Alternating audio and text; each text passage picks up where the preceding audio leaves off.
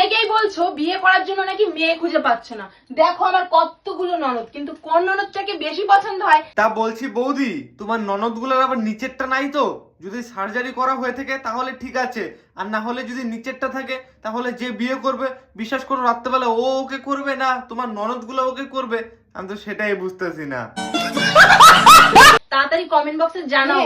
আমি দুষ্টু আমি এই মনা তোরা শোন না আমি। আরে দাঁড়া না লেওরা, এক এক করে আয়। তোমার ননদগুলার তো দেখছি খুব জ্বালা। বলছি সারাদিন একা একা কাজ করার পর রাত্রে একা একা ঘুমাই তো, তাই জন্য তোমার ননদগুলা জ্বালা আর সহ্য হচ্ছে না। আরে বলছি ভাই, এদেরকে তাড়াতাড়ি কেউ যদি বিয়ে করতে চাও তাহলে করতে পারো, কিন্তু বিশ্বাস করো তুমি কিন্তু এদের সাথে কিছু করতে পারবে না। যা করার এরাই করবে, তাও আবার রাত্রে বেলা। তাহলে বুঝতে পারতো আওয়াজটা কে করবে? তুমি করবা নাকি তোর ননদগুলা করবে?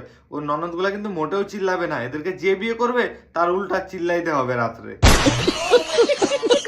কেউ বিয়ে করতে চাও নাকি সুমি বৌদির ননদকে? কমেন্ট করে জানাও যদি ভয় না লাগে, আর ফলো করে পাশে থাকো, নতুন ভিডিও আসছে।